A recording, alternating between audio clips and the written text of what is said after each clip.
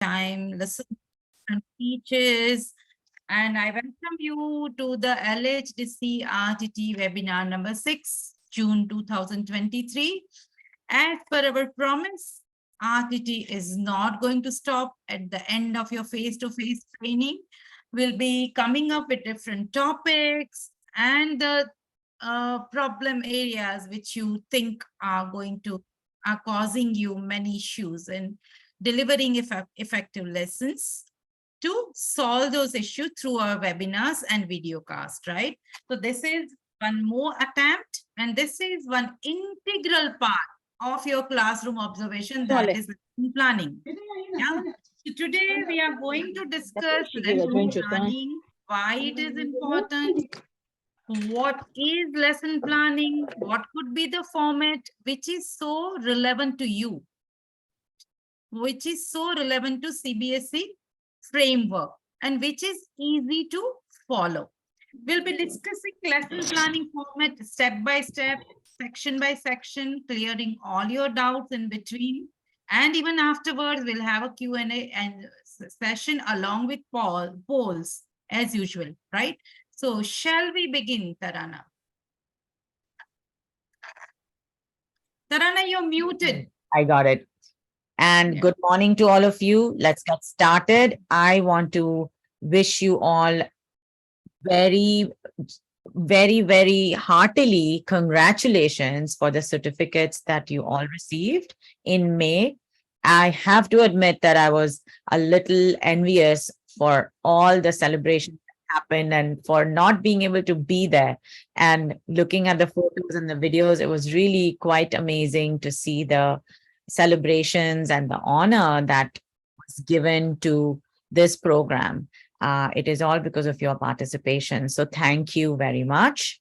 As Nipa said, we have an important and a very practical topic today that we're bringing to you. So let me just set up the session here. Please keep your microphones off. Tashi from GML team and Rigson, please make sure as participants connect that their microphones are off. This helps us stay focused without any background noise. If we need you to answer a question or participate, we will let you know, and we will make sure that your microphones are on. Okay. If you can, if your bandwidth allows, please keep your camera on so that we can see you face to face and connect with you. We understand that a lot of you would like to see you face to face at least once, yeah? Yes. So as you enter, if your bandwidth allows, even for a few moments, please make sure to turn your camera on and greet us, because it means a lot to us to see everybody's faces as you can. Okay. Also, we will be doing polls, which you generally see on the screen. If you have been attending the RTT webinars, you know that you can select your answer as the poll pops up on your screen. So continue doing that when we share a poll. And like I said, when we do any question answer sessions, we will make sure that you can unmute. Okay, so very excited to welcome all of you to today's webinar on the topic of lesson planning. And here we agree, all of us mutually agree that all the skills and teaching areas in which you have developed your skills through the RTT program require a way of delivery. So how are you going to conduct your lessons? And that is where lesson planning comes into play. And the skill of designing a good lesson is what we're going to start building through this webinar. So we have templates for you. We have samples for you. We also have interviewed some of my teacher friends here in the United States who teach in schools to tell you their experiences with lesson planning. So we're going to see a quick little video clip, and all this is available to you through the Facebook group as well as through the links on our YouTube channel. Okay, so I will be reminding you of that again. But let's get started. These are the parts that we are going to cover today. Number one, why do we need to lesson plan, right? Then we'll go into the components, and Nipa ma'am will discuss each and every part of the lesson plan with you and how to apply it and what it means. How will it enhance your teaching practice? And finally, we will view some lesson plans that Nipa ma'am has created for us as samples. And we'll also look at another video of a teacher from Florida who is talking about how really knowing your students helps build a better lesson plan. So without further delay, let's get started with our first video clip. I want to introduce my colleague, teacher, and friend, Erin Butler, to you. I'm going to play her video, and this entire video is available on the YouTube channel. But here, Erin, who has taught every age group in schools and universities and many subjects, including English language, is going to tell you about the importance of lesson planning. I'm only going to play a few minutes for your review, and please go to the YouTube channel to watch the entire video later on when you get a chance. Okay, so give me a moment. Here I'm going to go ahead and share Erin's video. Can we please see your videos? If possible, we would like to see your smiling, vibrant faces while the webinar is running. Thank you. Yes, it's lovely to see bright summer days in Ladakh, right? Right. And your faces will definitely brighten our day.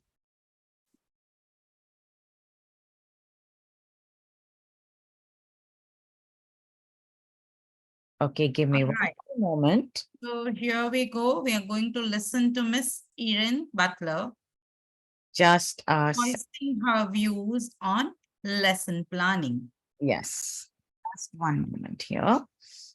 I will be with you shortly. All right. So just playing the video now. It will play a brief introduction that I'm making for Erin, and then we'll go into the point she's making about the importance of lesson planning. Let's get started.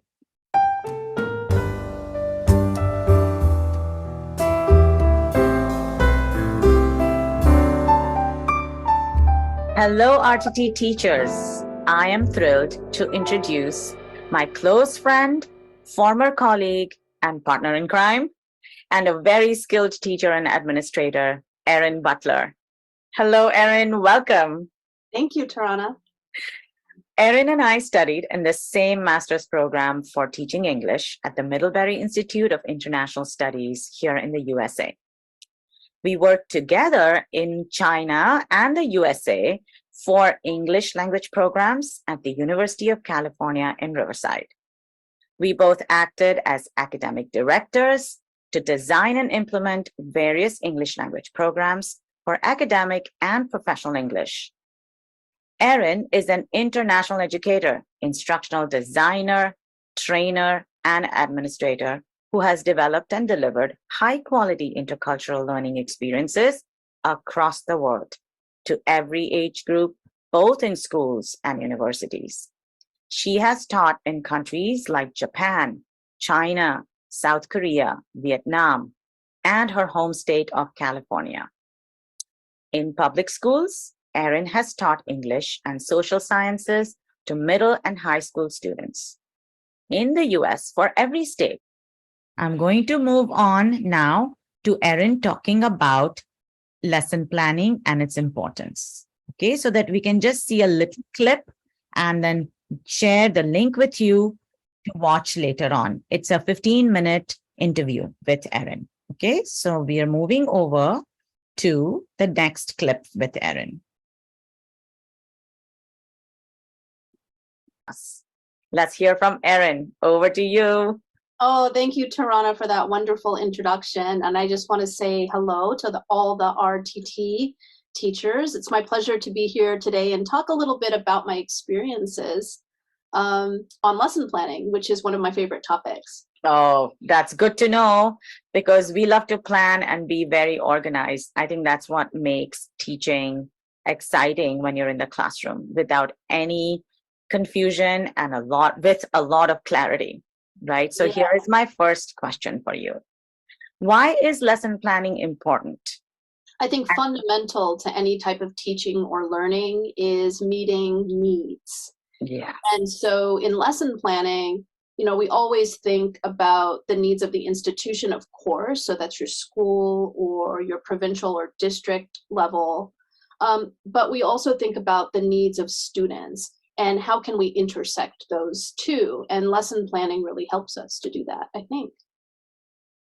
The other great thing about lesson planning is, when we think through our plan for the day, the week, the month, or even the year, it's intentional and it engages students because they know where we're going and what we're going to accomplish. So we talk about those goals and objectives that are so important, and that established routine that students get from our learning environments will really help them see the end, which provides motivation.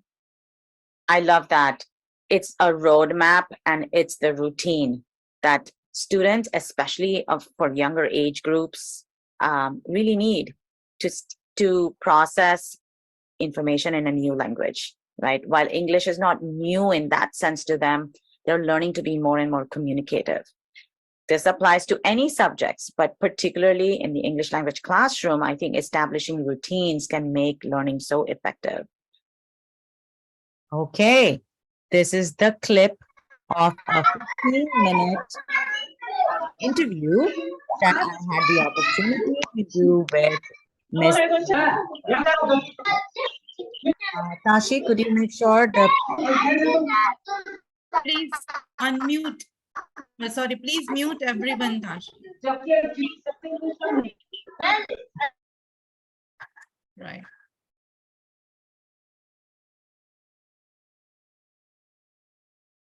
Ma'am, please unmute yourself. Tarana, ma'am, please unmute yourself. Yes, let's move on. This video was to give you an idea of how lesson planning happens on the other side of the world from where you live. And today we are going to see the similarities of how lessons are planned all around the world and what you can bring from that experience into your classrooms in Ladakh as well. So over to you, Nipa. Let me share our slides. Right. Please. So before we start this webinar related to lesson planning, tell me your thoughts. Why should we plan lesson? Why should we plan lesson? Please type in the chat your own view, why the lesson plan should be there in the bigger scheme of things. We are all busy teachers. You all hope from one class to another class. So why should we plan lessons? Anybody? Why is it important? Why it is important? Can't we just walk into the class and start teaching? We are all experienced teachers, right? We know our subject. Then what's the point? Anybody? Please type your answers in the Very chat. good. To make learning more effective, says Setan. Yes. Anybody else? Anything else? Would anybody like to add? Why should we make? To make a vibrant teaching and learning process. Excellent. Yeah, Saira Banu is saying to make teaching systemic excellent. To meet excellent, yeah. Good understanding, very good. To meet the objectives of the teaching, very good. That's an important point. We're going to talk about a very crucial point, yes. Right? Effectively. To manage time, that is also very important. That is also very important. And to make the students know what we are doing in the class, that's perhaps one of the most important points next to the learning objectives. Yes. And planning objectives. So it is to about make the lesson continuous and the class engaging. To be more organized. I like that. To be more organized. Yes. And thus effective and thus manage time. So it's all interrelated. If you're organized, your time management is also effective. And you most likely deliver an effective lesson. These are great points, Nipa. Thank you so much. I mean, all of you have come up with great points. Just little more thing I would like to add is actually it is a roadmap, right? For us teachers. It is a roadmap for us to guide through the complexity of the curriculum or the course books that we have been given, to break these curriculum down into small, manageable, sensible pieces and deliver it day to day, effectively, efficiently, and getting superior learning experiences for our students, right? So this is what lesson planning is. Thank you so much for lovely replies. All of you were spot on. So now that we know, now that we are clear that lesson planning is important, it's crucial to make us feel more confident, to be clutter-free, to be anxiety-free while we enter a class, right? Let us look at the components of a lesson plan. How does a lesson plan look in the English classes? Well, these are 5 components we'll be looking at in our lesson plan. First is the pre-lesson. Second is during the lesson. And third is the post-lesson, that is after the lesson. Fourth is we'll be checking for learning of our students, how much they've understood, how much they're going to take away. And 5 is reinforcement of learning. Now, all these 5 stages are very, very familiar to you through the demo lessons I've actually exhibited in all the skills modules. So these 5 are the main components of any lesson you'll be designing. Now we'll be looking at each component separately. But before that, while we are dividing the lesson plan, we'll be looking at these areas also. Can we have the next slide, please, Tarana? Yes. So we have to plan each lesson according to the components and looking at these areas also. First of all, what stages we are looking at, what kind of activities we are introducing at each stage, what kind of main skill and the sub skills we are looking at teaching. Do we need ICQs, instruction checking questions? Yes, we do, because they are going to be activities. Do we need CCQ? Concept checking questions? Yes, we do, because we are going to get across some concepts, some new idea, some new thought, right? Some new content to our learners, and we need to have these CCQs in order to check their understanding, right? Are we going to have our students interact? Definitely, yes. We have been, talking about interactions and collaborations throughout all the modules, right? And the duration. Time is, money. Time is crucial, because after all, at the end of the day, we get just 40 minutes for each lesson. So we have to divide and allocate our time sensibly to each stage. So we are going to look at these 5 components, 6 components, along with those 5 areas in planning.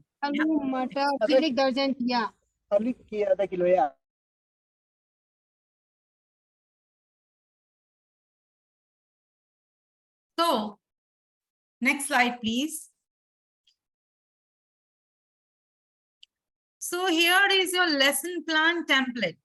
Don't worry, you will be getting it at the end of the webinar as a link. You'll be getting it in our FB page also. You'll be able to download it, look at it, study it, at your own leisure time. So don't worry about it. When a teacher decides to design a lesson, he or she asks themselves 5 questions. Number 1, what am I teaching? Number 2, who am I teaching? Number 3, how am I going to teach it? So that my learners not only understand it, but engage with listen.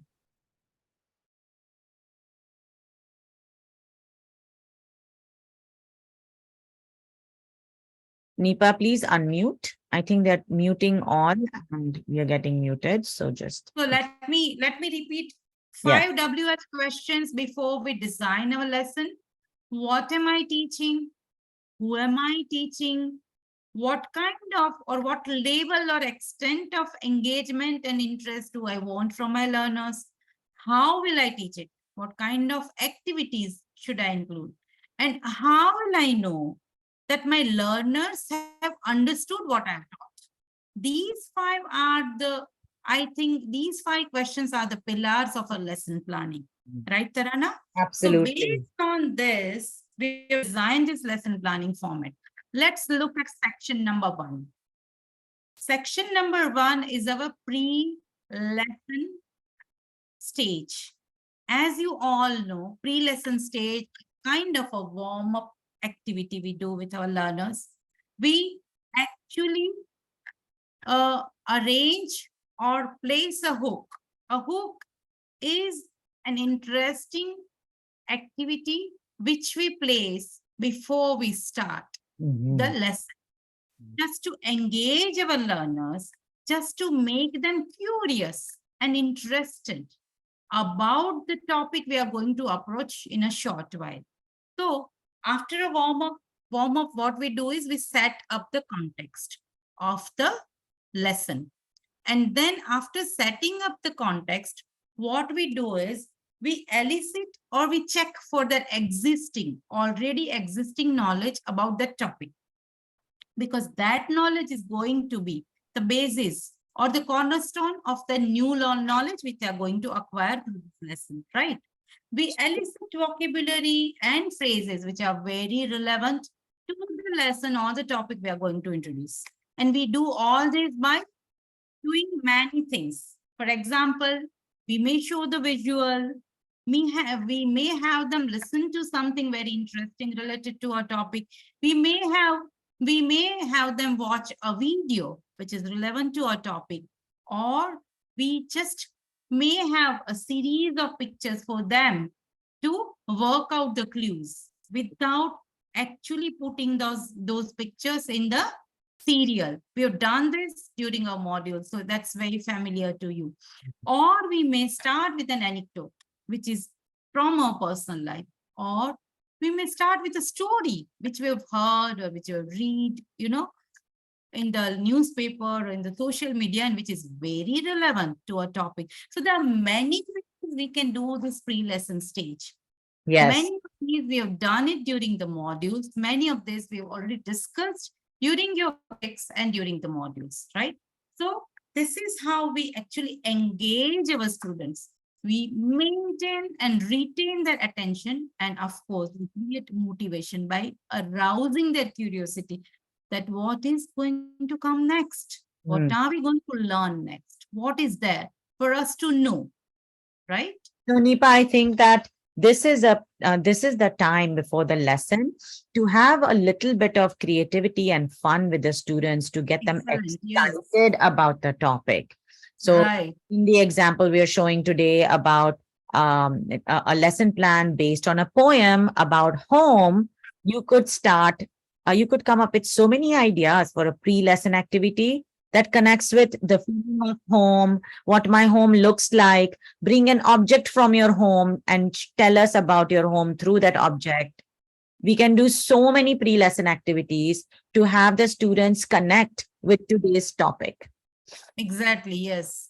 And here you can let your imagination run amok. You don't have to adhere to any prescribed process or method. Yes. You can be yourself. You can bring in a realia, like Tarana said. You can actually create a simulation in your classroom. You can even have your students, go for a role play. Yes. Anything is permissible here. Anything that actually captures your learner's attention is vital and useful and very, very engaging here, right? But for teachers who are attending to young learners up to standard 3, because I know many of the teachers had come to me asking that they are actually entertaining many, young learners. So here, visual hooks is the best choice, I would say. Provide them with pictures, series of colorful, vibrant pictures. You could start with a story with pictures, right?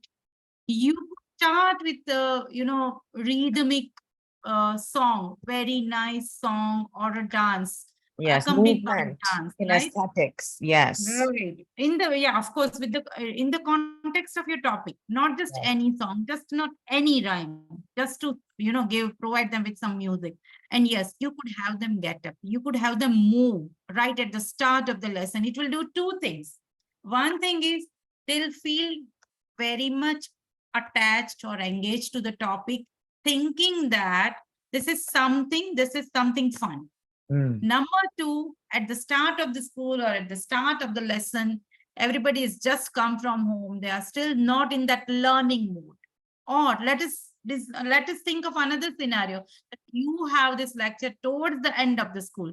Everybody is totally tired, exhausted, drained, and their attention span is quite questionable at this moment. So to have them get up and move, do something, just direct or around, with music, just move with music would do a great deal for them. Mm, Yeah. And absolutely. it could capture the attention to the Yeah. topic, right?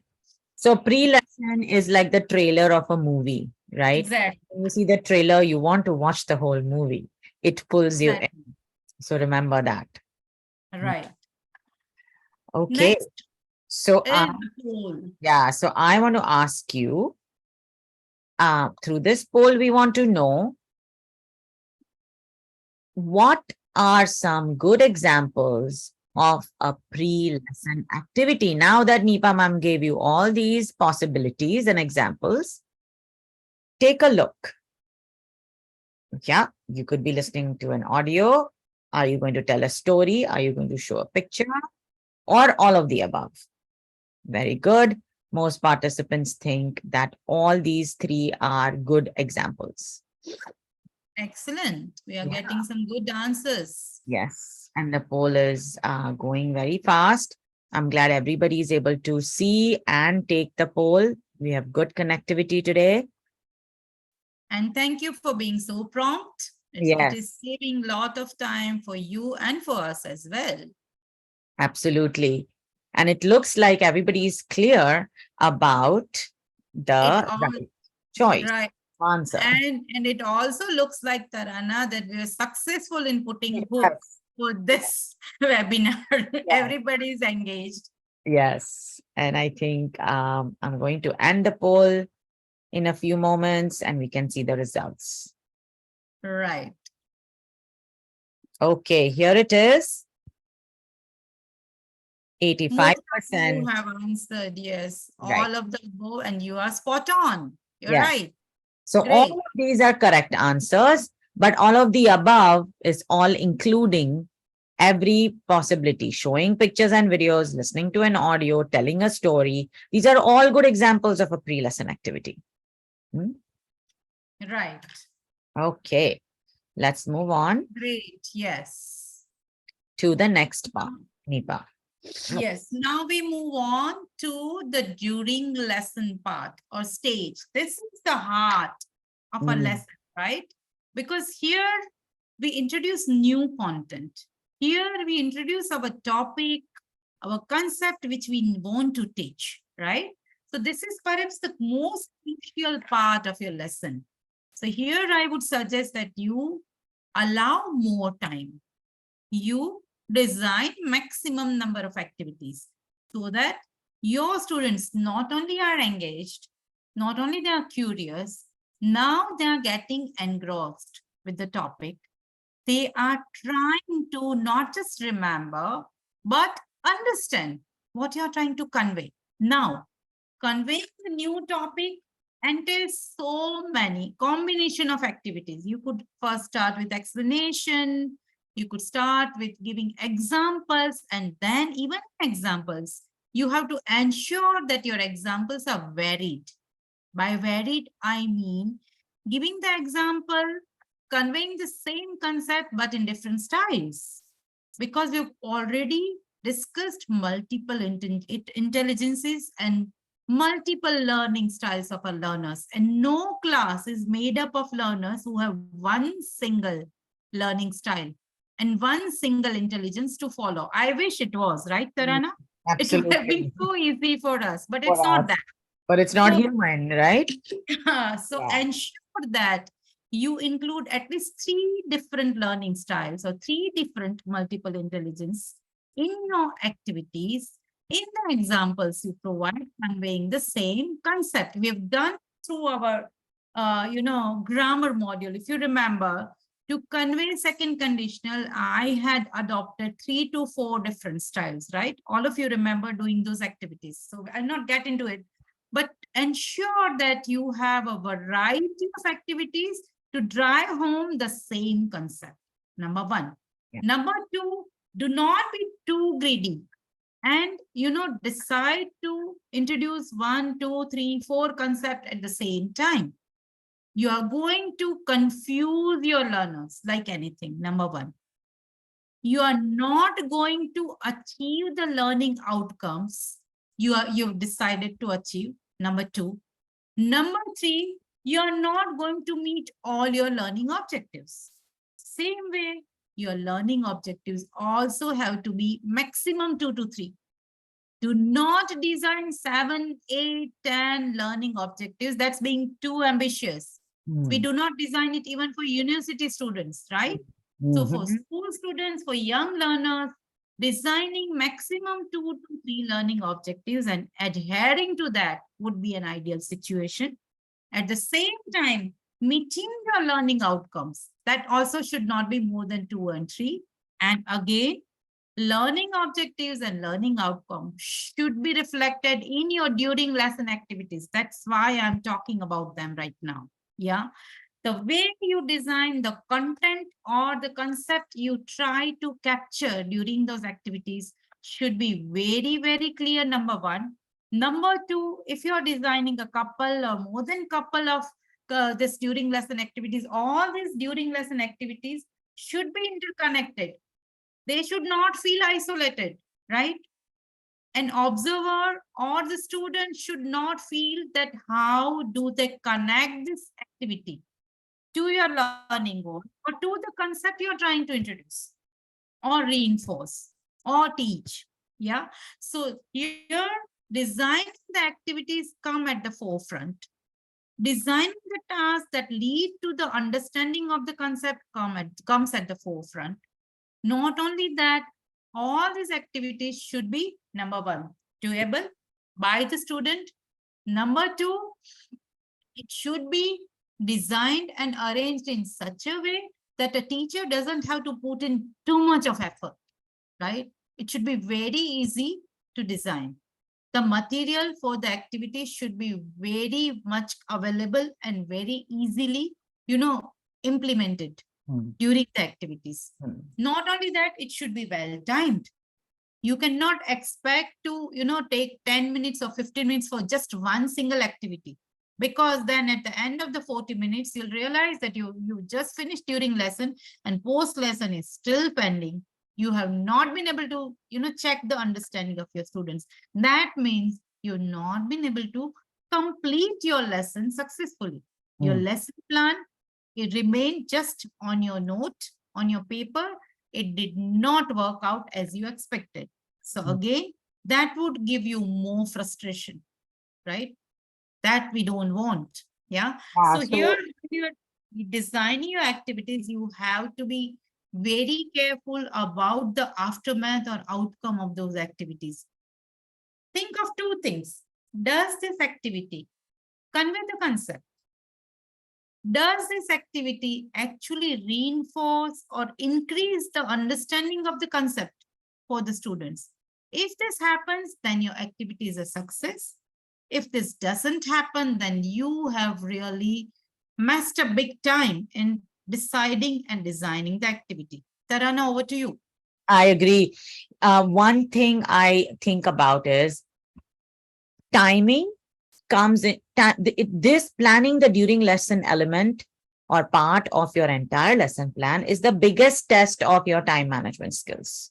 Okay. Excellent. So I like to look at it as I go reverse.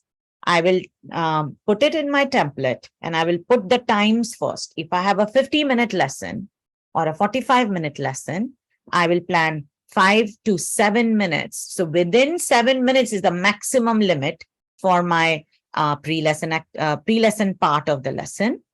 Then the core, because this is the heart of the lesson, I give it the largest amount of time. Maybe this is 15 minutes, or maybe this is 18 to 20 minutes that I have to do it, right?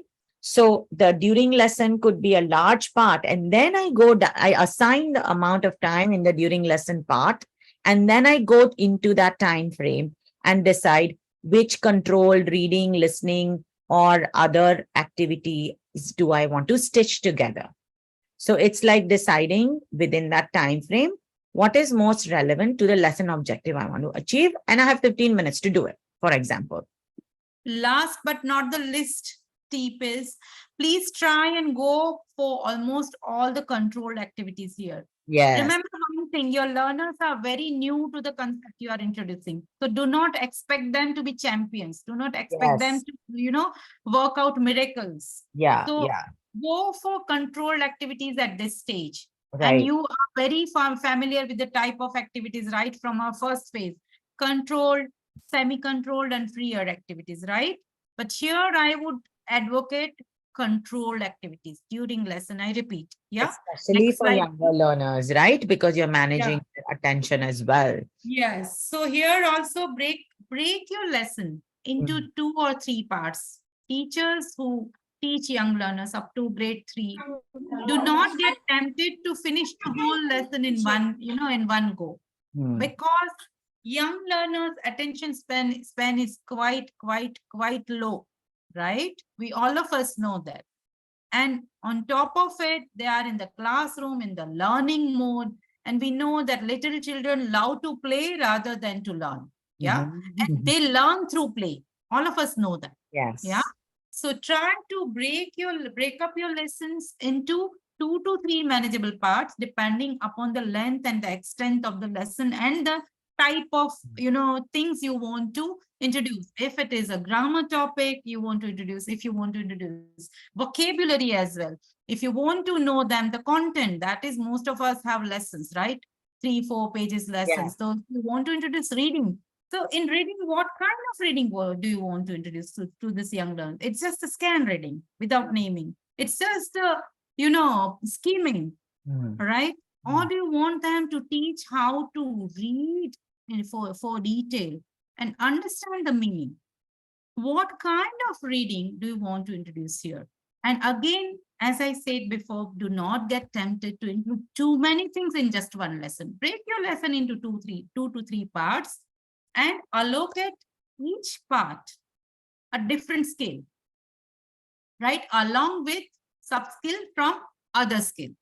If you are teaching reading, scanning and skimming, then please include one of the speaking sub-skills, right? At the end of the lesson, we'll be talking about it when we talk about post-lesson activities. But do that and see the miraculous results you gain even with your young learners. Yeah. And always try and gamify your activities. And again, you'll find the magic, coming back to your classroom. They would love to do that activity again and again. And for reviewing also, when you finish your lesson, when you move on to the next lesson, first 10 minutes should be allocated to a game-like activities or maybe a game to review your previous lesson, right? For young learners, you'll have to diversify or change your, operational mode as far as teaching new concept or content is concerned. Next slide, please, Alana. Yeah, I just wanted to add here is that keep in mind the primary lesson objectives again to repeat, because you may get excited to use a video, you may get excited to bring in some cartoon or something, but in selecting that, always keep in mind what is your top level lesson objective for this lesson today, right? And then if you have more objectives, you can put them on another day. You can put them on the side, but in selecting any part of the during lesson material, please be aware, please be mindful of the objective. I think the primary objective. Yeah, so looking at this slide, all of you might be slightly surprised at what is this slide doing? We doing here because I asked looking you at the the same thing. format of our lesson planning mentioned Bloom's taxonomy, right? So let me clarify why it is here. This is an amazing tool Mhm. for creating your during lesson activities, and Tarana and I are going to have a separate video cast where we'll be guiding you how to connect or use Bloom's taxonomy in creating your activities for during lesson, right?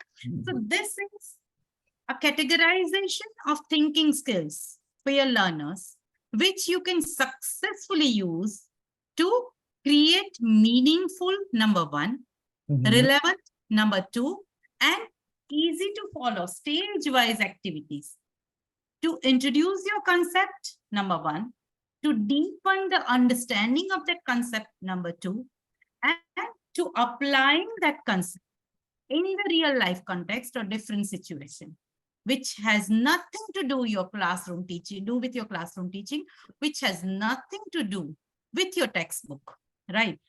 When your learners go out of your class or out of your classroom and decides to apply what they've learned during the classroom in the real life context, using the real life scenario, that's when you are a successful teacher.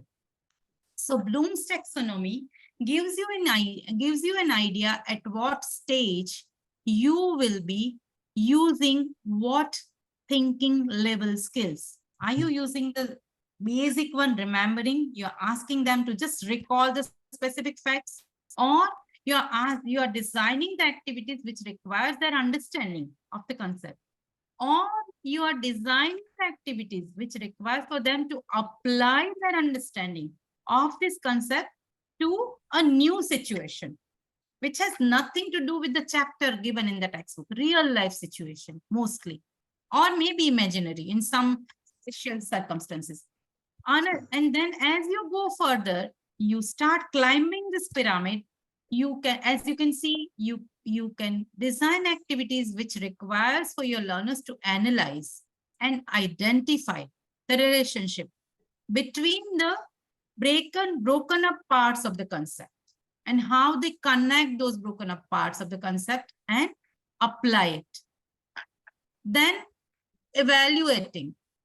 Evaluation means they form an opinion, they defend that opinion, they argue for that opinion, and then they argue against the opinion of their opponent or of their classmates. Yeah. So here it is again a higher level thinking skill, and the highest level thinking skill which you can promote and encourage by designing proper activities is creation.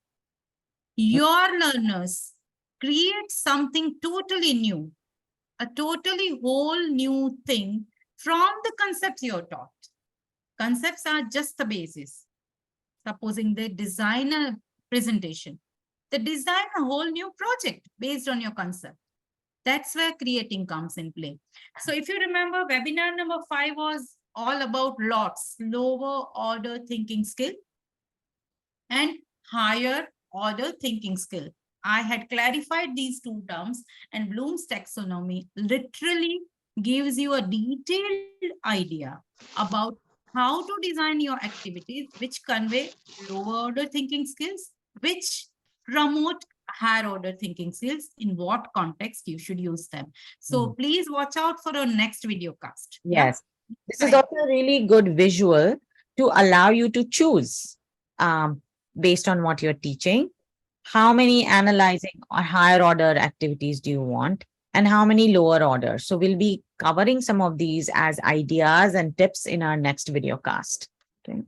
So let's look at just a quick summary of what Nipa just mentioned, right? Right. It is a reference model. It reflects on cognitive thinking levels, as we said, the lower skills or the higher order thinking skills. It also starts from lower, goes up to higher, You can't come from the top to bottom because you have to teach understanding and remembering first, right? So think of in how you design to make sure that a new concept is first taught at the level of understanding so that you can push the students to be creative at the end. For example, if you teach a poem, you can eventually ask them to write a poem on their own, right? With new words. So these are during the lesson things that you can keep in mind based on what level do you want to design for, what is the topic, the extent to which you want to teach the topic, and the kind of skills you want to tap into. So here is a brief summary of how to use Bloom's taxonomy, which we will break down in our next video cast. Nipa, Right. move along to the poll. Let's look at this poll. Which lesson activities below are key to a successful lesson? You have just a single choice. Let's have the answer. As you explained, Nipa, that in the during lesson phase, there are certain concepts or certain very guided teaching activities that you have to do. So Right. think about that, everybody, and see what really makes a lesson successful in this phase of all the examples we've given here.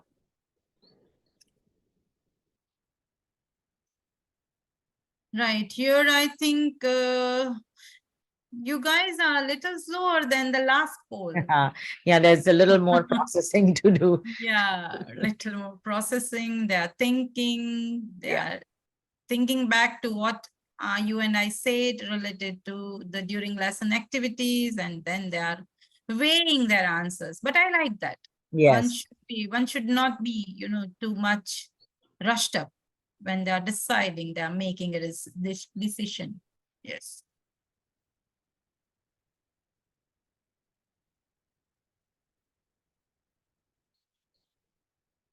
Successful lesson. Mm.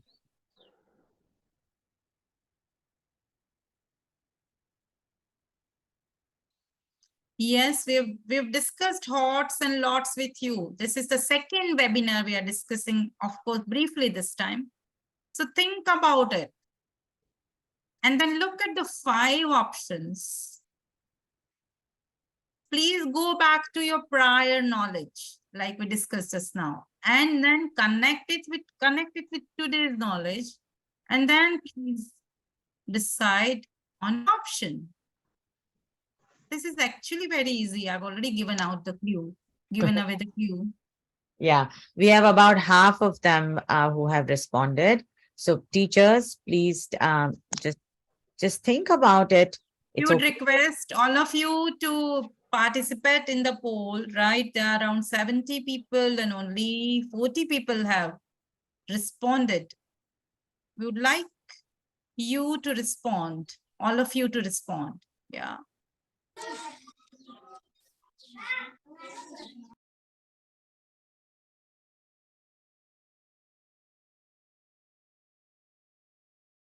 Yes.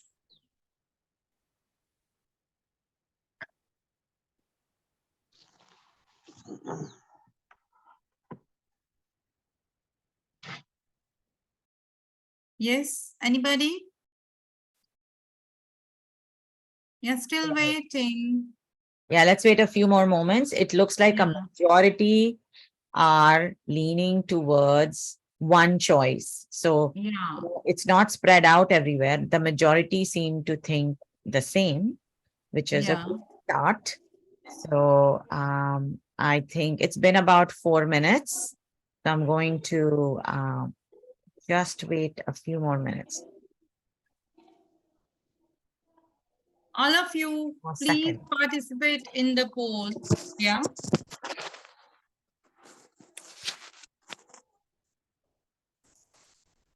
Okay. Shall we look at the results, Nipa? Yeah. Please go I ahead. think this is a difficult one. And okay, wait, I'm waiting because a few more people are participating. I'll Yeah, give okay. half a Wait, second. wait. Half a Let them, minute. let them. I think they are thinking, they are referring to the modules because I just now mentioned. Yes. Maybe their webinar notes, last webinar notes. Let them. Yeah.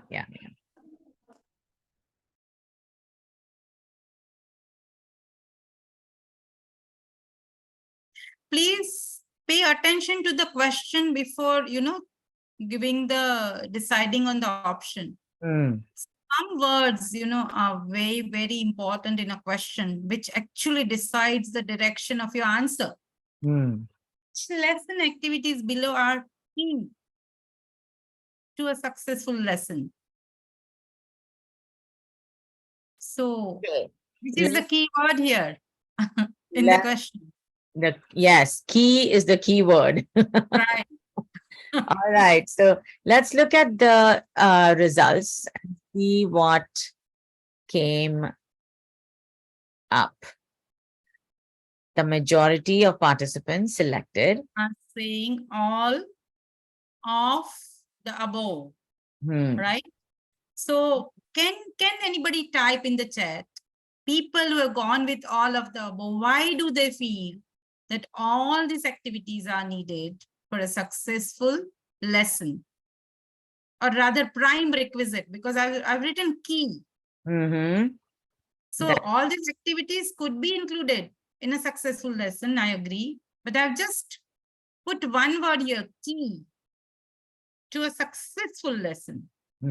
So how would you know that your lesson is successful? That is my question here. Or on the flip, if you flip it, which activities will make your lesson successful if you do them? Exactly. So all these activities do make your lesson successful. I agree. But which is the key activities? That if you choose to do those activities, you set up for a successful lesson in the during lesson phase. Yes. Anybody? Okay, I think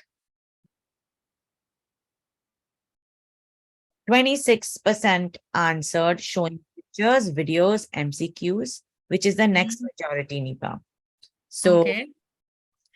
So again, let me say that all the answers could have been true if I had written which lesson activities below go to make a successful lesson. Then yes, you could have written all of the above.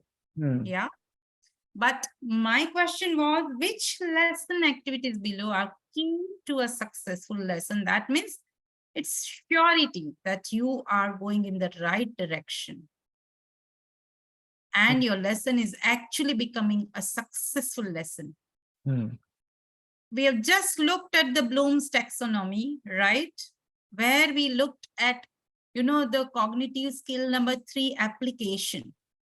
When your students start, even while you are just explaining and they are understanding the concept, and when they already start, connecting it with their real life experiences or examples, that shows that you have been successful in explaining, demonstrating, and modeling your concept, and they've actually understood the concept to the level that now they're already attempting to apply it.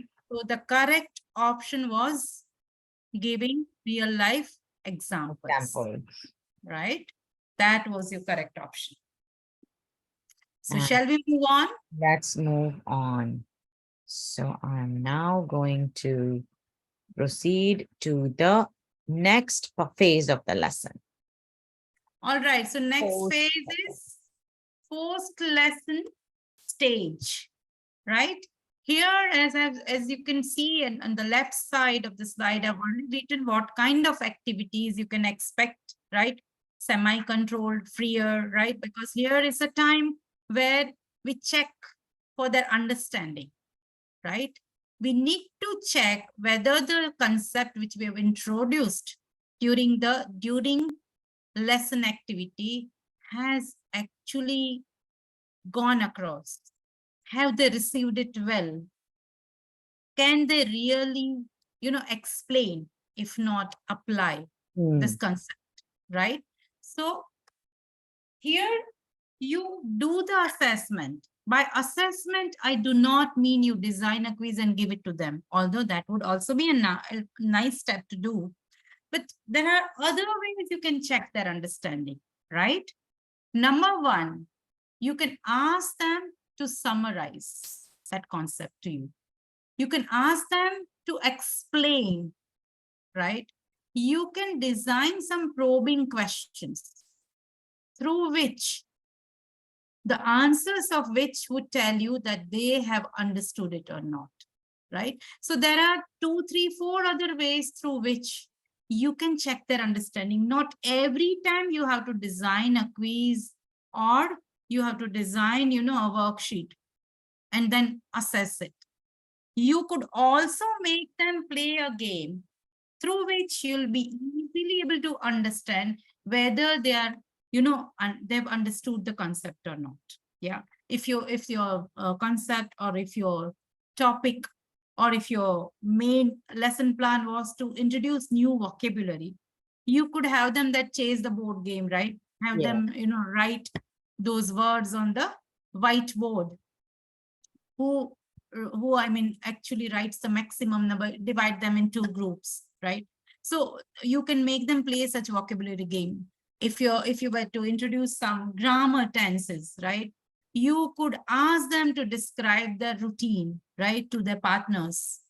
You could have a speaking practice at the same time. By listening on, you will realize whether they've understood the concept of simple present tense, whether they've understood the use of frequency adverbs without you, introducing them as frequency adverbs, and how they are using it. Sometimes, always, right? And, usually, generally, are they including it while they are, describing their routine? So there are many ways you could check their understanding, not necessarily a worksheet or a question paper. Of course, that would also be a good way, but there are other innovative ways you could check their understandings. Yeah. Tips for young learners is create visuals. Ask them to create visuals rather than writing or speaking a lot. As we know, for young learners, they may not be as, fluent. So they may not give you the exact idea whether they've understood or not. And then another thing is there could be some shy learners in your class, although they've understood it, but they, shy away from expressing it vocally. So ask them to create posters, ask them to draw what they've understood from the concept which you just now did during lesson activities, right? Or you can even ask them to imagine a real life situation and describe it just by drawing it. Or you can ask them to imagine a situation, right? For example, if you taught them a poem which actually talks about a little birdie who has been separated from its parents and its feelings, yeah? I'm missing out the name of that poem.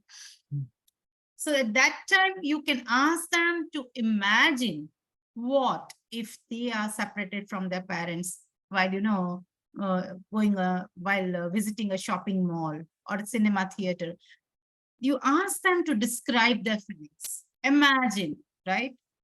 And you can scaffold the whole activity by providing them with necessary vocabulary, maybe a couple of linkers, especially the, coordinating conjunctions, right?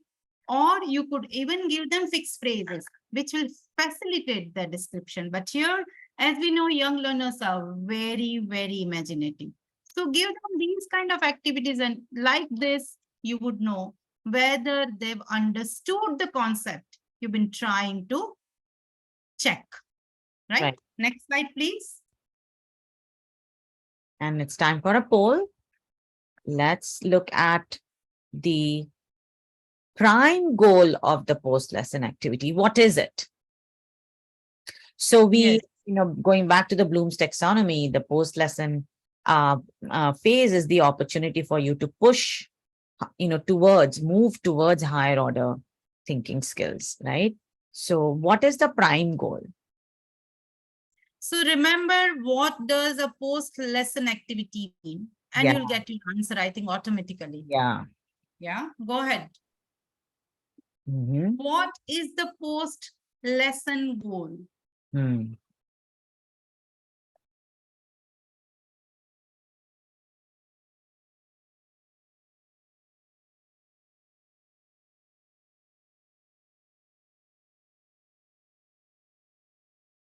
Tarana, we could have a good discussion over this, I think, although we are bound by the time constraint.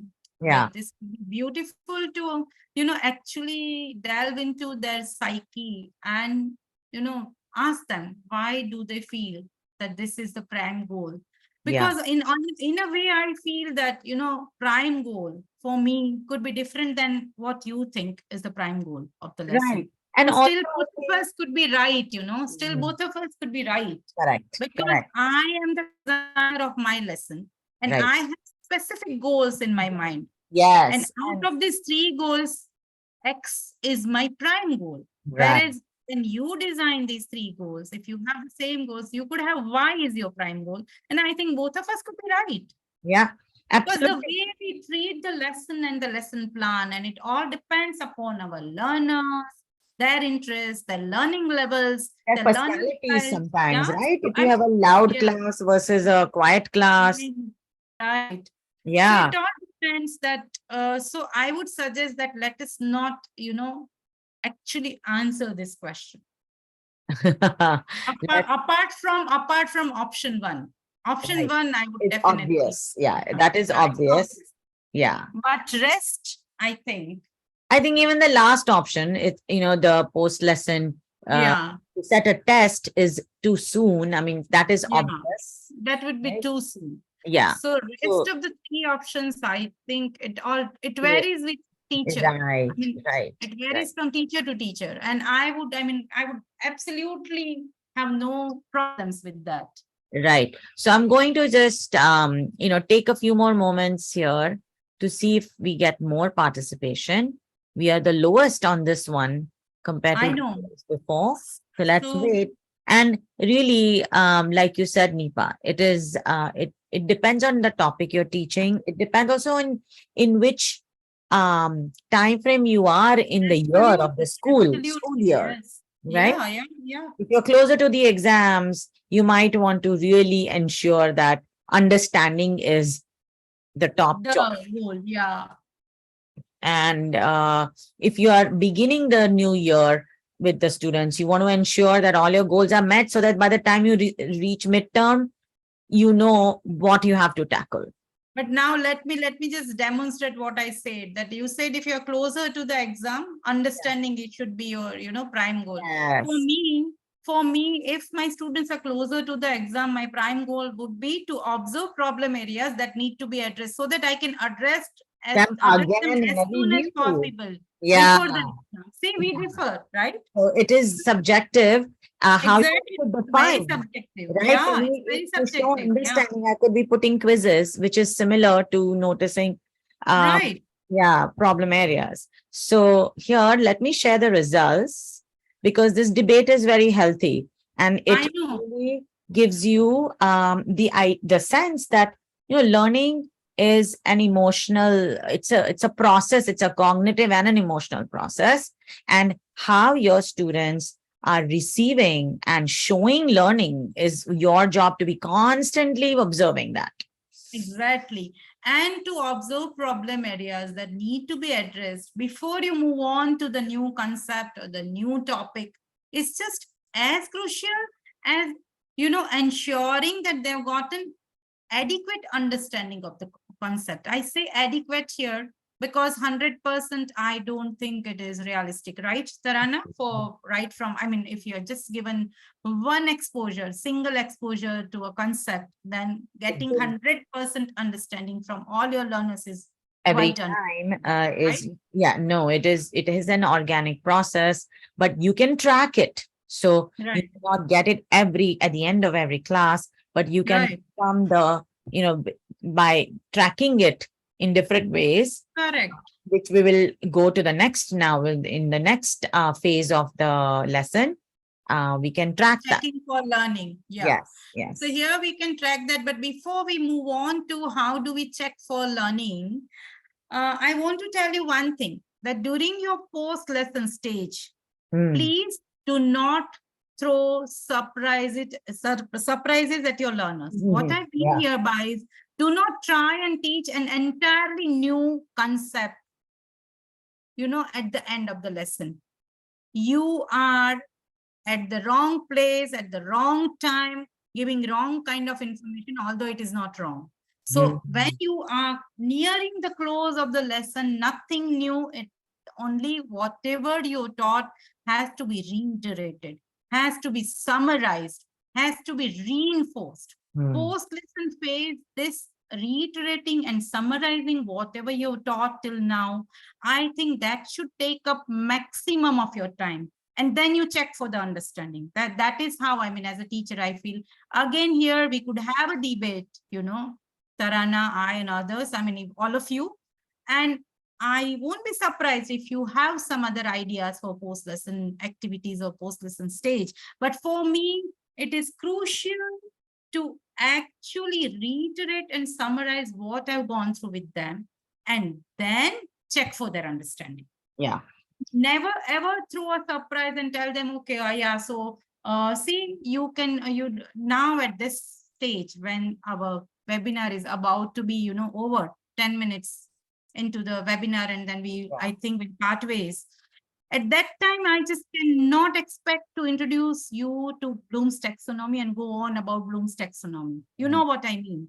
Yeah, I hope you, all of you, you know, follow what I'm trying to say. So do not throw any surprises to your learners when you are at the close of your lesson, right?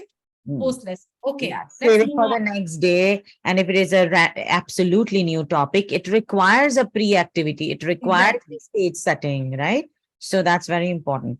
Okay, Right. here we go And towards the end of the for lesson. learning, end of your lesson plan, because you need to check for learning whatever you taught. You can give them the questions like this. Design such questions. 2 things I learned today. One thing I already knew. One thing I did not understand or found difficult. Simple questions. This would give you a clear idea whether your students have understood or taken up, or how well they've received the new knowledge which you have given them. Yeah. Okay. You can even give them assignment, you know, the kind of assignment to take it home and design and complete it, which would give you a proper idea when they bring it on the next day, whether or how much they've understood, right? Okay, short group projects. You know, if you have 20 students, you know, divide them into 4 groups, 5 each, and allot them short group projects. Of course, that has to be designed by you. It cannot be a freer activity, because here we are checking understanding and we are serious about it. We really want to know how much they've picked up. So assign them a short group project, and basis on the result of that project, I think you'll have a fair idea. Tarana, can you think of any other ways of checking a learning? I think you've covered most of it. Let's look at what the teachers have to say, right? Yes. Because I think that in the process now where we are moving in the template of a lesson plan, what I want to just share is you have to get familiar with this plan like a craft, like a skill. You know, you're learning to build something, you're building a foundation. You have to keep really making sure that the foundation is solid before you can make it an art, right? So to tell that your lesson was successful or not also requires that diligent practice of planning the lesson until, Precisely. using the template, and then being able to see the areas where you could improve. You know, after we build the house, many times people break walls and move the walls to say, oh, this room became a little too small, right? So let's think about this, and please type in chat. How can you tell in your experience? A lot of you have a lot of experience, and collectively the RTT teachers now as a group have a lot of experience thinking about this. So please type your answers in chat. How can you tell at this stage that your lesson was not successful? What are some indicators, red lights, you know, warnings that you may see in your students that tell you, oh, I have to review this? Any ideas? Please type in the chat your responses. We are looking forward to your responses. Yeah. So one way I will get started. I will get everybody started. One thing Okay. that just came to mind is my students start murmuring and chatting, right? Yeah. So Okay. they start that humming And sound. there is a question for the question. Question for the question. Oh, so you, Okay. I, that's a good one. So which two things I learned? Beautiful. Yeah. Yes. So if they cannot, answer these three questions, reflection questions, then yes, there's something seriously has gone wrong. Anything else? Not engaging with the teacher. Yes. Anything else? When you summarize, let me add something. Student, if you don't get any positive response from the students, yes, that's fine. Murmuring and all, yes. Then anything else? When you ask them to summarize what has been done in the classroom and not even one hand shoots up, that means there's something very wrong. Yeah. They are not showing interest. Yes, we got it. Yeah. Anything else? Students who are not ready to summarize your lesson. Students who cannot find answers to those three reflection questions. Yes. Anything else? Anything else?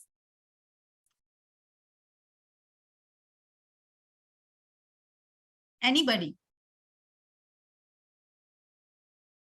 How would you know that your lesson was not successful? You didn't even set a test. You didn't even mark them, and still you know. Yes, no response. So how would you know that there is no response apart from not answering or, raising hands to answer? What else would tell you that when they are not able to do assignment? Yes. When you give them homework or when you give them project and they come back empty-handed saying, ma'am, we didn't know what to do. Yes, excellent. Anything else? When we are not satisfied, students not take interest, yeah, that has been said. Anything else?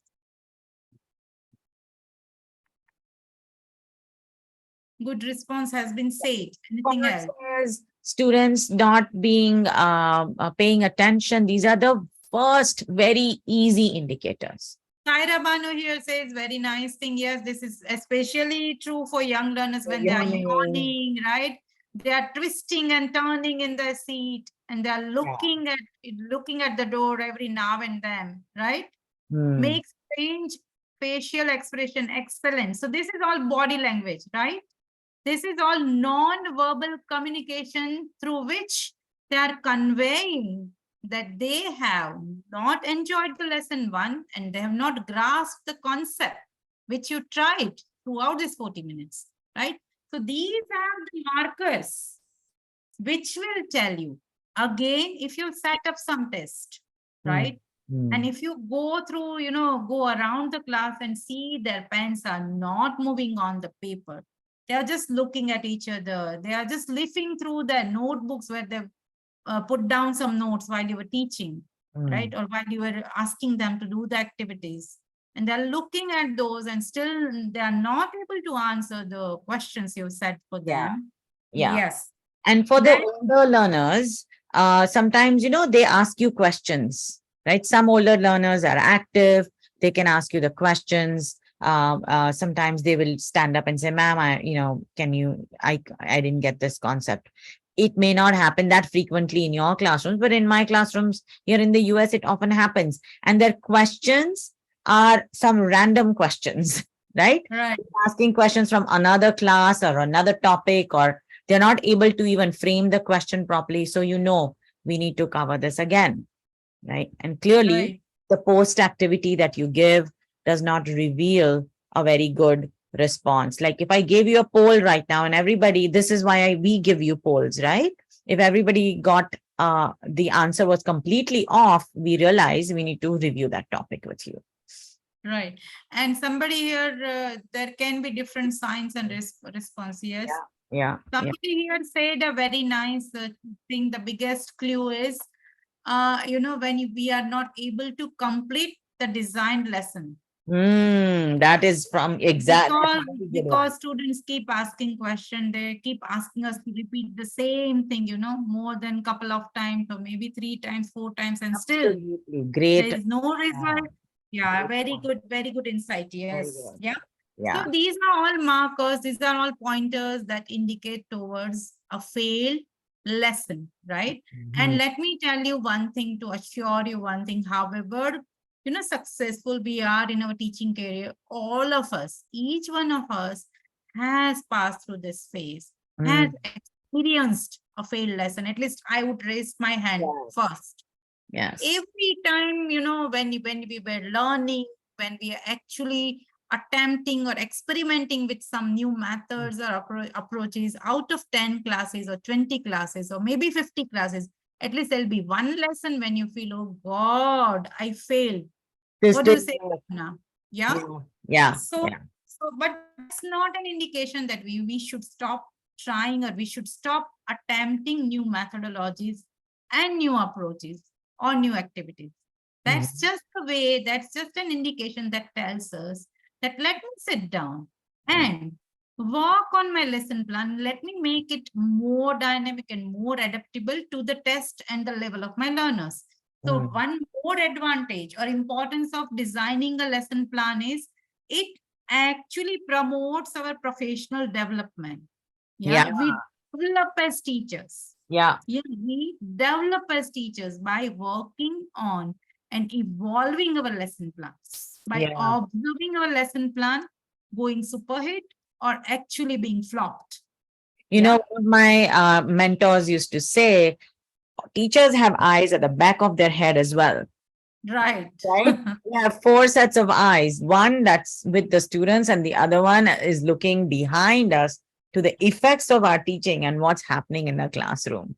So keep the eyes at the back of your head always open to these indicators, right? Right. Yeah. And here is the last phase. Reinforcement, right? Why do we do the reinforcement? Why do we give them homework? Why?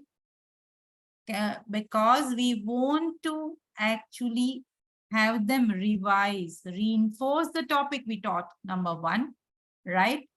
What else do we want them to do? Or why do we have this part of lesson plan? Can anybody tell me? Can anybody type in the chat? Why do we reinforce our lesson or our teaching apart from revising? Well, I'll not waste much time because I'm not getting any responses here. It is a big indicator, a big marker for teacher to go ahead with the next lesson. Yeah. If the assignment and homework comes from everybody, right, and they've done it adequately well, we understand that now our lesson is okay and they've grasped adequately. Now it is the time to move on to the next topic. Now it is the time to move on to the next chapter, right? Okay. So we strengthen the concept, we design to match this concept to our learning goals and make it relevant. So if you've written in your learning goals that they will be able to talk about their weekend trip with their friends using simple past tense and irregular and regular past forms of the verbs, then you have to design that kind of assignment, right? Your assignment should be in sync with your learning goals. That is one thing you have to remember. Then focus on writing assignment. I mean, all this is, you can read, it is what I said just now. Yeah. Tips for young learners is a short group project, speaking or singing activity, or finding or defining or describing something, right, on their own should be okay. Just remember that do not assign, lengthy writing assignment to your young learners. Leave it for middle schoolers and high schoolers, right? And one more thing you have to understand is what you want to be reinforced. You've taken up some skill. So you want them to, to get better at scheming and scanning or reading for inference, or you want them to get better at tenses, or you want them to get better at the new vocabulary. using new vocabulary in different forms, right? For example, if you taught them fatigue, the word. So fatigue is a noun also, and it is a verb also. You want them to realize that. You want them to go towards, forming word families through this. So just be sure what you want to highlight upon. Do not design and give them an assignment which includes all these three. They'll be totally confused, believe me. So focus on just one aspect, one area while you are giving the reinforcement for learning and see them working well through it. Then you can give assignment number 2, focusing on something else that should actually do the trick for you and for them to be able to absorb the whole concept along with the skill, process, and language awareness and content, right? This is how you should go about. Okay. So next. Let's hear from the teachers again. How can now so you have to make a decision at every stage in the lesson, right? And how can you decide what to focus on specifically for reinforcement? So do you want to, like Nipa ma'am said, it could be a skill area like skimming or scanning, it could be a content area, a specific grammatical point, or something that is related to their awareness of English, right? Communicative. So how can you decide that? Could you type in chat some ideas that you have already used or that you are thinking of using to decide what to focus on in the reinforcement stage? And let me tell you, there is no right answers, right? Yes, All yes. the answers are right. Yeah. But we are I'm sorry, sharing. there is no wrong answer. All Yeah. the answers are right. Yeah, Okay. yeah. It's to share your process, your way. Yes, share your way of doing reinforcement of learning. It could be anything. Maybe we'll end up getting some very refreshing ideas. Yeah. Yeah. Yeah. Decide Okay. according to the goals. Okay. Yeah, that is what we discussed, right? Anything else?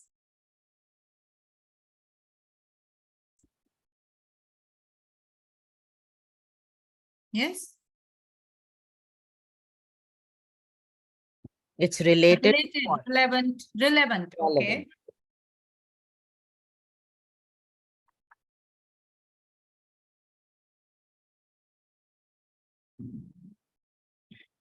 Anything else? Relevant to what? That again you need to think. Yeah. Relevant is a broad term. But And this is a broad question actually, right? Because it could be depending on your age group or grade level, but it could also be what the topics are that you are tackling. Do they require so all level, right? It's related to the curriculum, it's related to where you are in the school term, but also it's related to what you choose to be important for your for the needs of your students right now. Yes, so what you are teaching, yeah, already Tarana said that it has to be related to what you are teaching. But anything, just one point I would need here. Make room for more discussions among learners and teachers. Yeah. For assignment setting, okay. For reinforcement, maybe, yeah, during the reinforcement phase, do you mean that it's a good time to make, to have discussions about so I think it is, right? Like is the reinforcement phase a good time, a good phase for discussions among learners and teachers? Yes. Right? When we realize that we need to reinforce or encourage or update our knowledge. Okay. Yes. Update our knowledge as a class, as a group of students, or the teacher's knowledge? That was a little. Show understanding. Yes, that's true.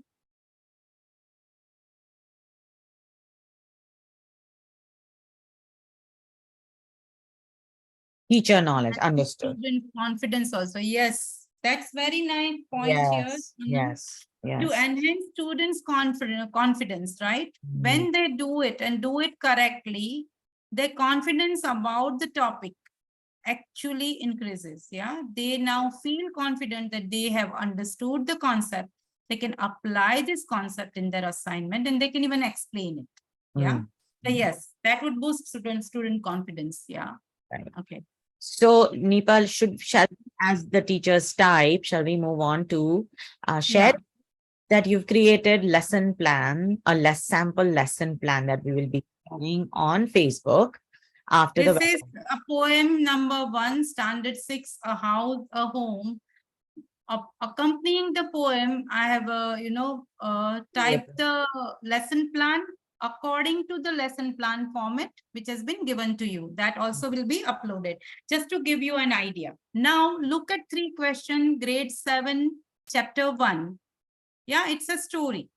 So you can see the diversification I have chosen. One poem, which is very short, and story is quite long, but easy. Yeah.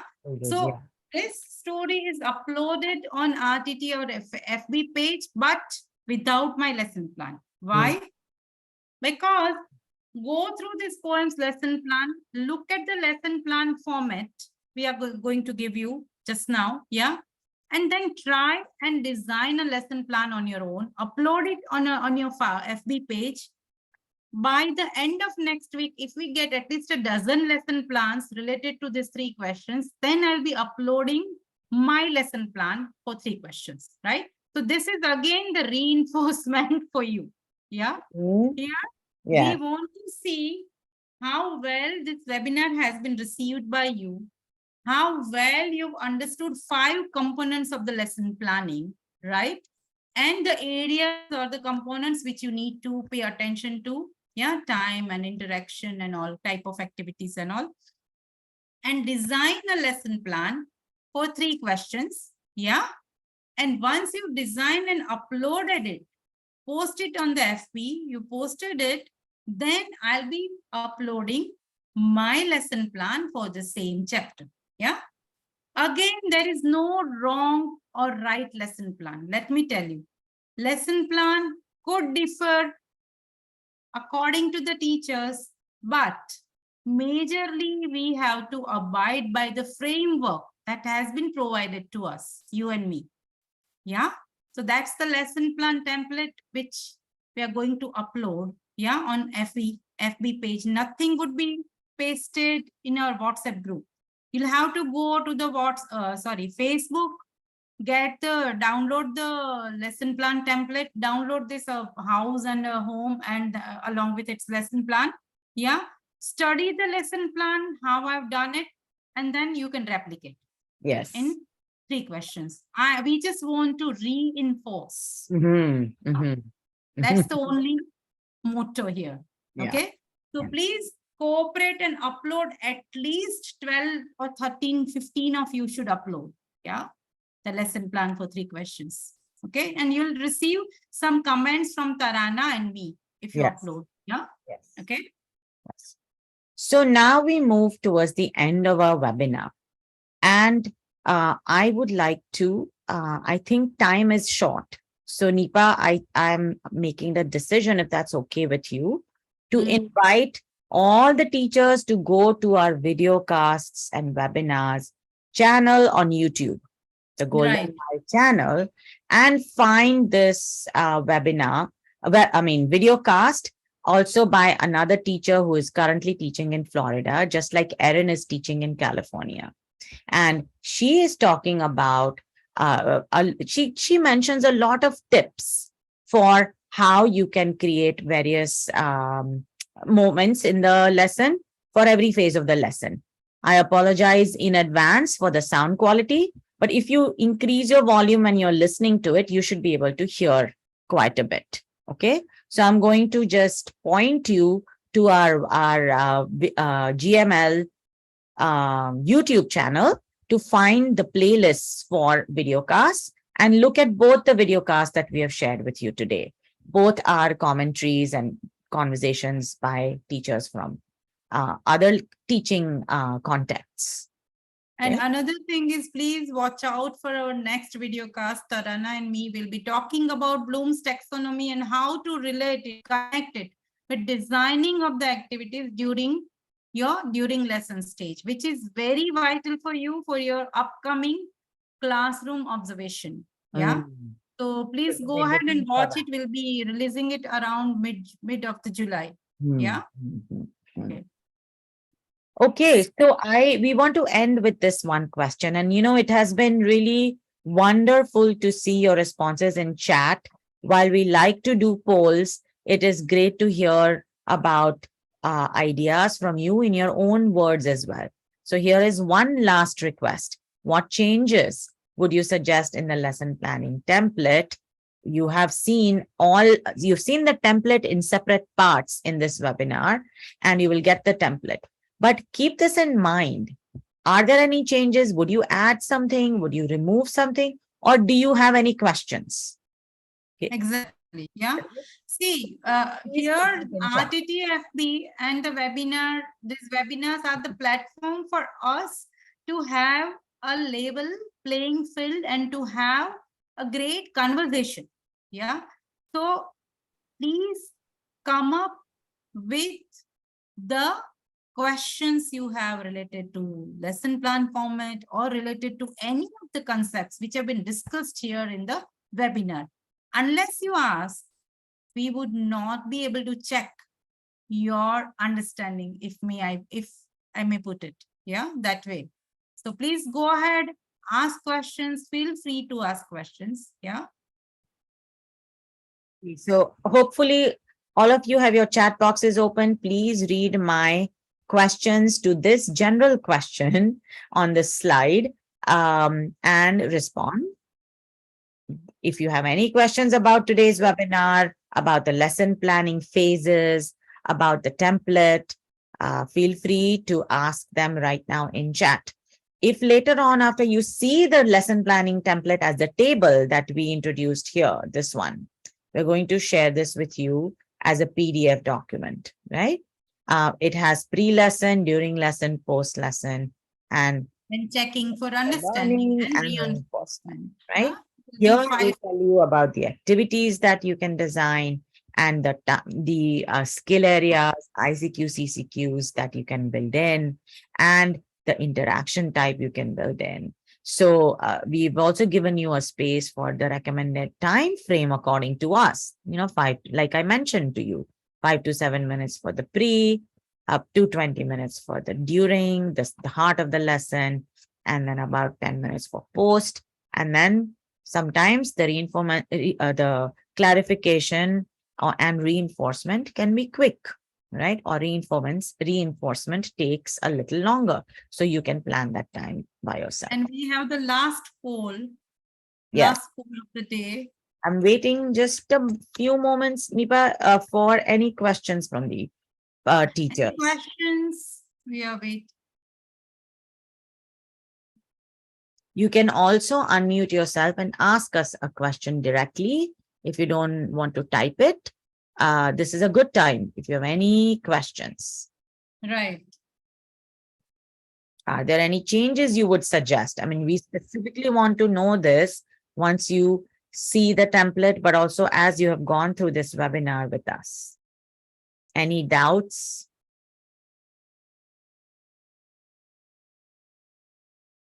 Please raise your hand or type in chat. If you raise your hand, we will unmute you and you can ask the question.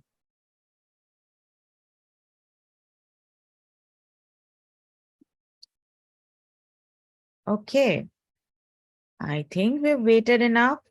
So I'm going to move to the poll because this time we covered our base with both, open-ended chat question or poll. So let's do this one again for you to know, right? Sometimes students may not want to think about it yet. They are not ready to propose any changes. Here we are doing higher order thinking by asking you, what changes would you make, right? So I find this lesson plan template to be, and here, yeah, you can decide what you to make it a little about. easier on you, here is the poll.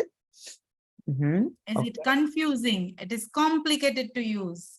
It is easy to follow, or it is time consuming, or it is new but applicable. So please feel free to give out your opinions here. Again, there is no wrong answer here. Okay.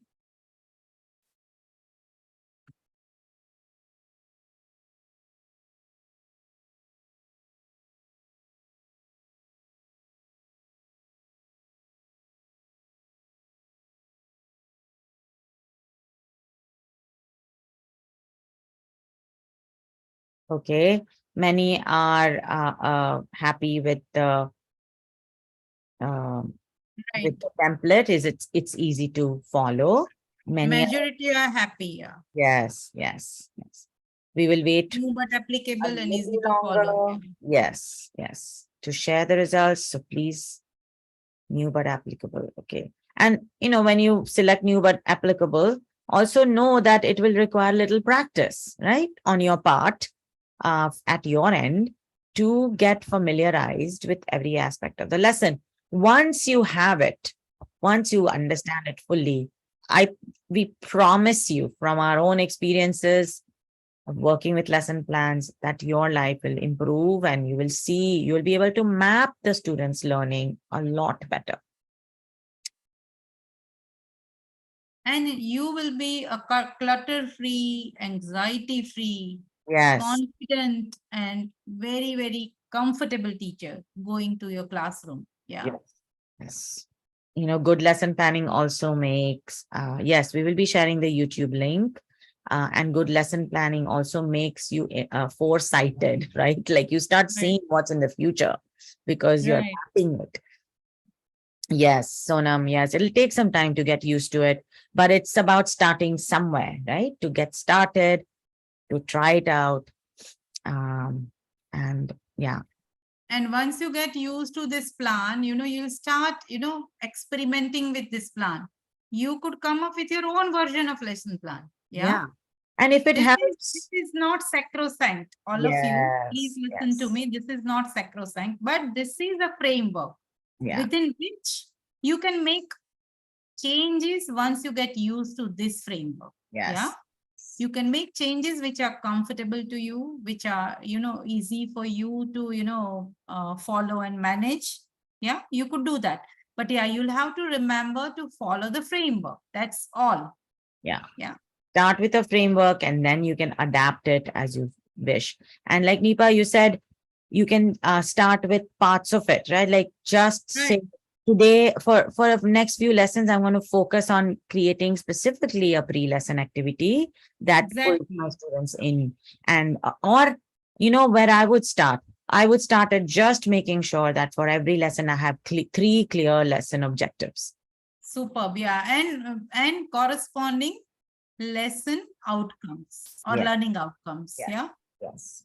So we are getting a lot of questions about our YouTube channel. So let me just quickly share that as well. It should be pinned on our Facebook page, but I'm going to do it again for you. And we will be sharing it on the Facebook page again. So here it is. And please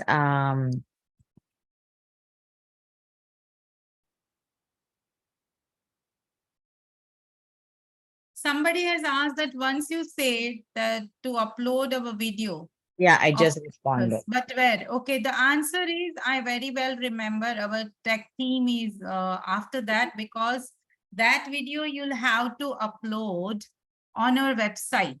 Yeah, so they are doing some revamping of the whole thing.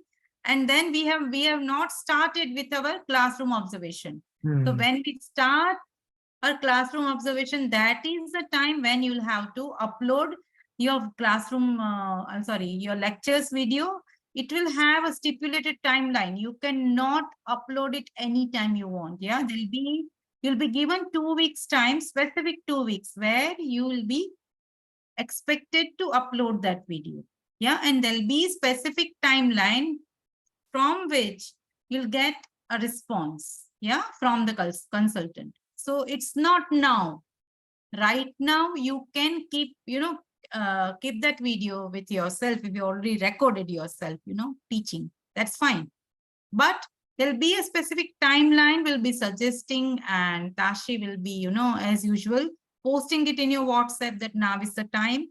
She'll be sending you the link where to upload. Yeah, everything is very much in my mind, but it will happen simultaneously when the classroom observation process starts, right? And Ishay is asking, What about them? Can you please share the main tips for the lesson planning? Again, this is a big question, Ishay. It will take 10 minutes, but we can just say that the biggest tip we have is to look at the lesson plan template, understand each phase, and make sure that you write 3 objectives every time you go into the classroom to begin with.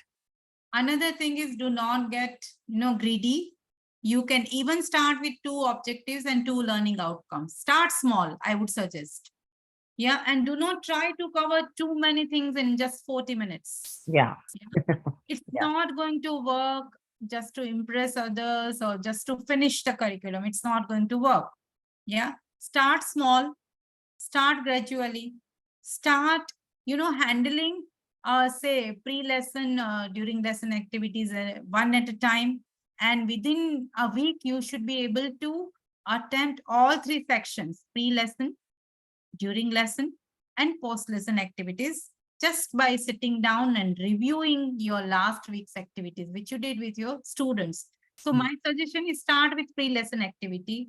Today, you did pre-lesson activity. Tomorrow, start with at least 2 activities during lesson, which really makes sense. And then one couple of post-lesson activities, and reinforcement means homework, assignment. I'm sure all of you are good at it.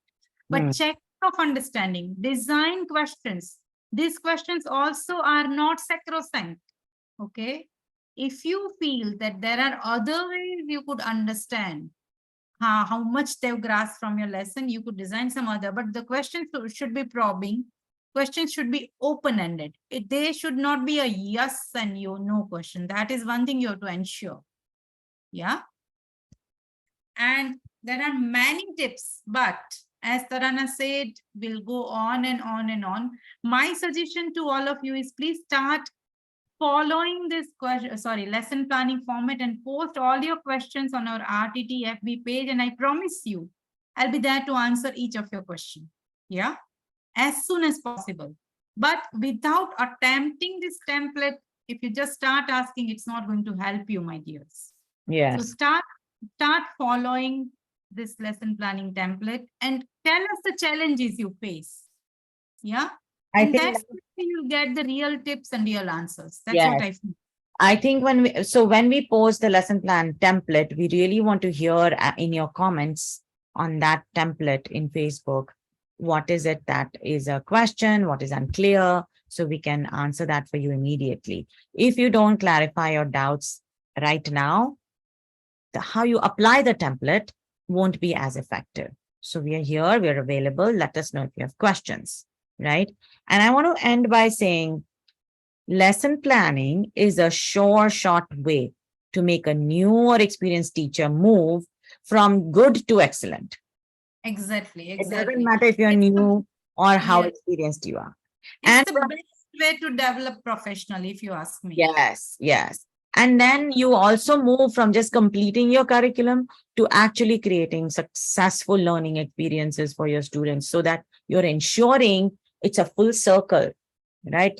Nothing is left behind, or nothing is left to wonder. Oh, did they learn? I wonder if they will remember up to the exams. I don't know how they will do this. There won't be any doubts if you completely follow every phase and understand its relevance. Okay. So with that, you're welcome, Ishay, and all the participants. It's wonderful to see you here. Thank you so we much. had very good attendance today.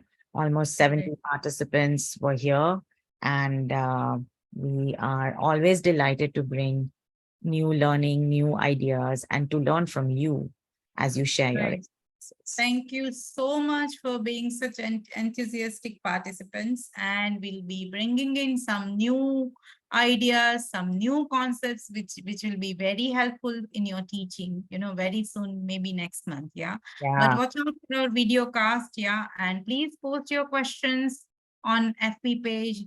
This is an LHDC project, reinforced teacher training, and I, Dr. Nipa Oza, and Tarana Patel Chatterjee, your host for the webinar.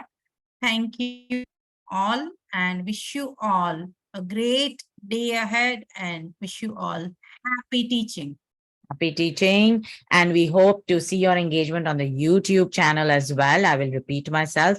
But listen, think about this. Someday we want you to be a part of the webcasts and the video casts. So one of these Right. days, I'm going to reach out to you, just like I reached out this time to my friends, teacher friends here in the US, to participate with me to share your classroom experience and record a video cast with you. So please watch those so that we can do video casts with all of each one of you to hear about That the would be experience. great, Tarana. That Right? would be really great. Yeah. Share your experiences about this lesson planning format, your classroom observation experiences, Even and writing- all, Yeah, your yeah, personal teaching experiences. We Yeah. would love to have you on this video cast. yes. So it's not just from us to you, it is our video cast space. Just like webinars and video casts, you could be doing them too with us. So just know that all of you are teachers who have a lot to share. So please continue to engage and we'll be reaching out to you. Okay. Have a great day. Thank you. Yeah. Thank you, And everybody. thank you all. We'll be Can ending. we again see your faces for the last time before you leave? Yes, if you can turn your videos on and We would love it. Yeah. have a beautiful day. Good luck. Thank you Yes. for being Thank you, here. ma'am. Thank you, everybody. Thank you. Thank And you. see You can unmute now. Thank you, ma'am. Thank you, ma'am. Thank you. But show your Thank you. faces. I was able to Thank see you you very all. much, ma'am. Thank you, ma'am. Welcome. Thank You're you. welcome. Welcome. Thank you. Have a good Thank day. you. Thank you. I would have liked to see you, right? If you can, please switch on your video. All right, we'll be ending the webinar now. Thank you very much, everybody.